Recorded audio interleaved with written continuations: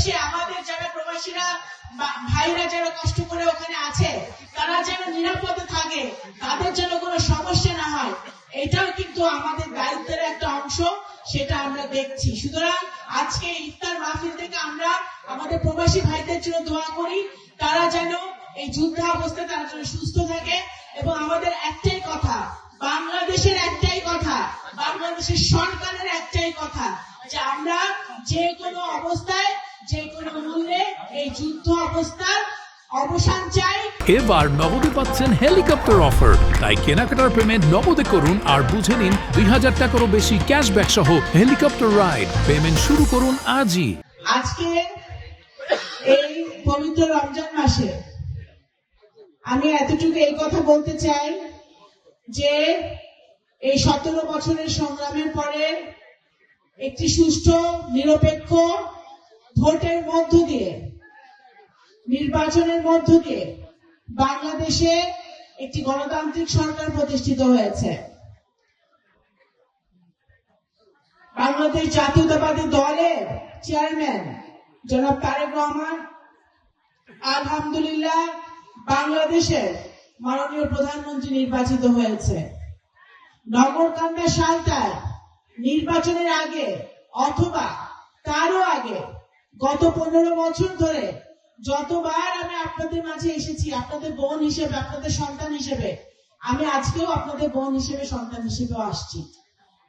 আপনারা সকলে মিলে কষ্ট করে কাজ করে ভোট দিয়ে আমাকে নির্বাচিত করেছেন। এবং আমি আগে কি বলতাম, আমি বলতাম যে যদি আমি নির্বাচিত হই আপনারা সবাই নির্বাচিত হবেন, ঠিক কিনা? আজকে কিন্তু শুধু আমি না, আল্লাহ তাআলা আমাদের সাথে ছিলেন, আমাদেরকে সহযোগিতা করেছেন।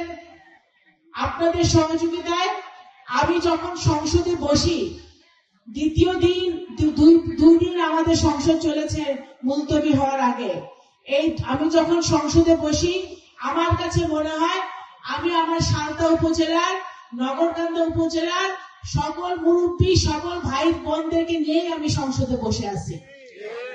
সুতরাং আমি একা যাই নাই, আমি আপনাদেরকে সাথে নিয়েই সংসদে গেছি।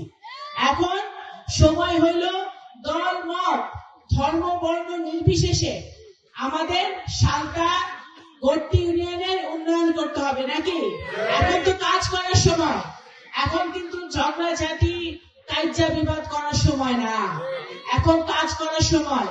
যে কাজ করলে আমাদের মুরব্বীরা ভালো থাকতে পারবে, যে কাজ করলে আমাদের ভাইরা তাদের ভবিষ্যৎ নিয়ে চিন্তা করতে পারবে, যে কাজ করলে আমাদের বোনরা তাদের ভবিষ্যৎ নিয়ে চিন্তা করতে পারবে, সেই কাজ এখন করার সময়, উন্নয়নের সময়।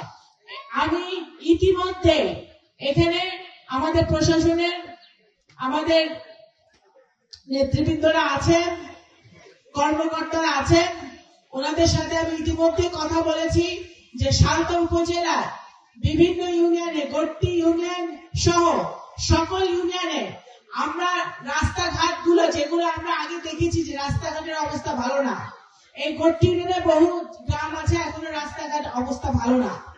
এই রাস্তাঘাট গুলো আমরা কখন কিভাবে শুরু করব, যত তাড়াতাড়ি সম্ভব ঈদের পরে যেন আমরা কাজ শুরু করতে পারি, সেই লক্ষ্যে আমরা ইতিমধ্যে আমি কাজ শুরু করেছি।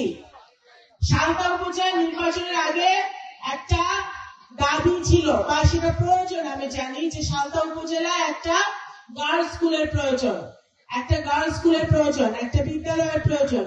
সেই লক্ষ্যেও কিন্তু আমরা কাজ শুরু করেছি। ইনশাআল্লাহ আপনারা যদি ঐক্যবদ্ধ থাকেন, নির্বাচনে কি হয়েছে, নির্বাচনে কি হয় নাই, সেই আলোচনায় আমি যাব না, সেই আলোচনায় আমি যাব না।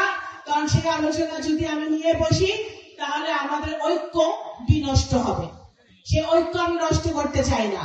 আমি আপনাদের মেয়ে, আমি আপনাদের সন্তান, আমি চাই আপনারা আমার স্বার্থে, আমার আব্বার স্বার্থে, এই এলাকাবাসীর স্বার্থে, সাধারণ মানুষের স্বার্থে আপনারা নেতারা যারা আছেন তারা ঐক্যবদ্ধ থাকবেন।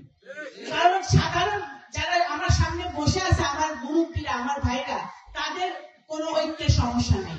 ঐক্যের সমস্যা হলো নেতাদের মধ্যে, নেতাদের ঐক্যবদ্ধ থাকতে হবে। নেতারা যদি ঐক্যবদ্ধ থাকে তাহলে ভোটেরও সমস্যা হয় না, কাজেরও সমস্যা হয় না, কাজ্যা বিবাদও লাগে না। এইটাই আমি আপনাদের সন্তান হিসেবে, আপনাদের মেয়ে হিসেবে আরেকবার মনে করাই দিলাম রমজান মাসে। আশা করি আপনারা মনে রাখবেন। আজকে এমন একটি সময় আমরা এখানে বক্তব্য রাখছি, বাংলাদেশ জাতীয়তাবাদী দল 23-24 দিন হয়েছে বাংলাদেশ জাতীয়তাবাদী দল সরকার গঠন করেছে, ক্যাবিনেট গঠিত হয়েছে। এই অল্প দিনের মধ্যে বাংলাদেশ জাতীয়তাবাদী দল বাংলাদেশের মানুষকে যে ওয়াদা করেছে সেই ওয়াদা আমরা পূরণ করা শুরু করেছি ইতিমধ্যে মাননীয় প্রধানমন্ত্রী জনাব তারেক রহমানের নেতৃত্বে।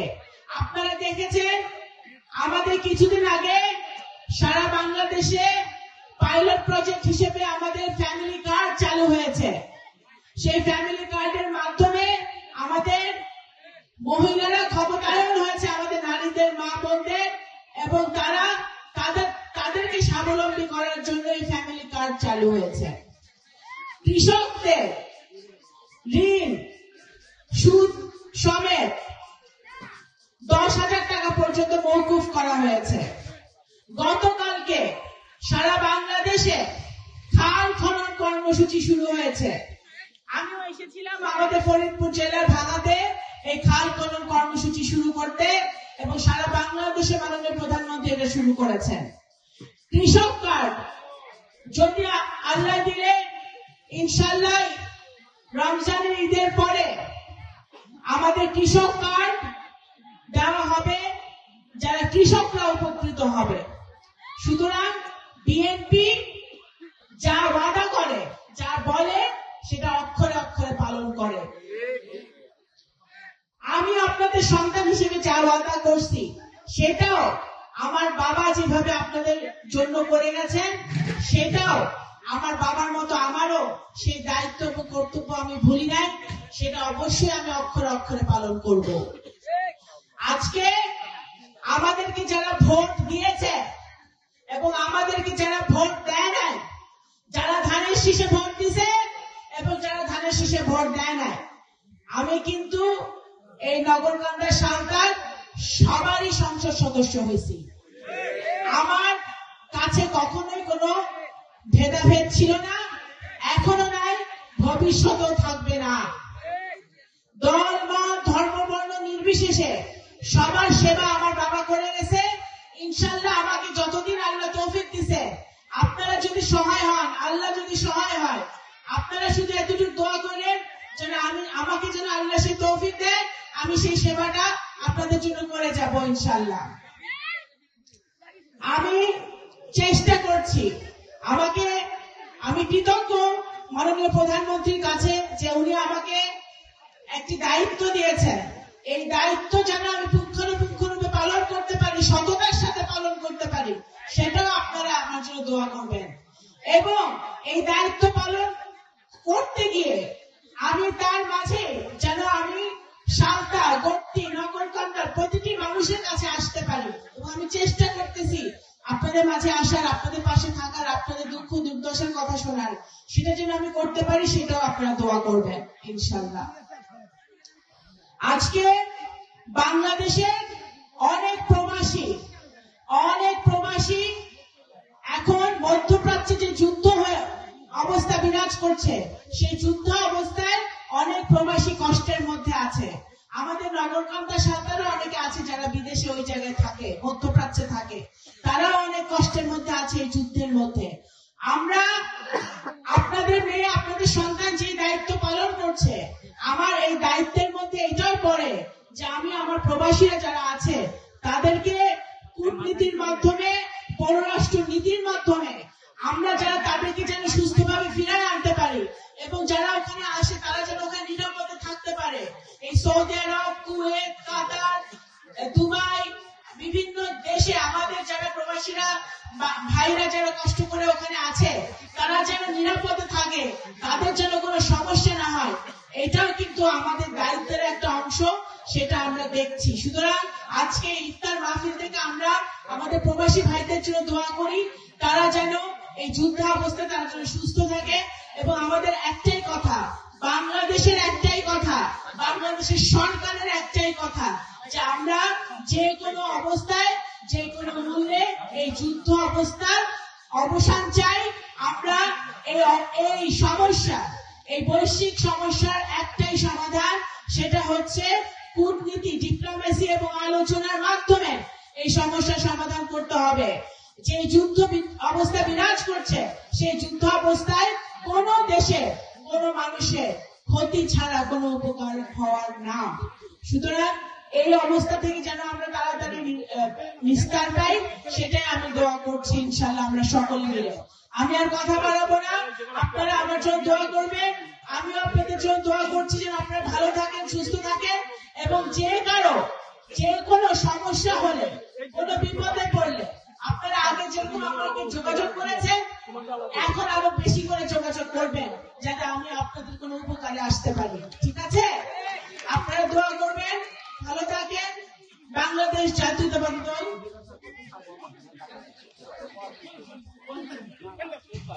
আরেকটা কথা, আমাদের শাহিদ চেয়ারম্যান চাচা মনে করে দিল, আবার বলতে বললো, আমি আবার বলতেছি, আমি তো কখনোই দল পক্ষ পছন্দ করি না। পছন্দ করি?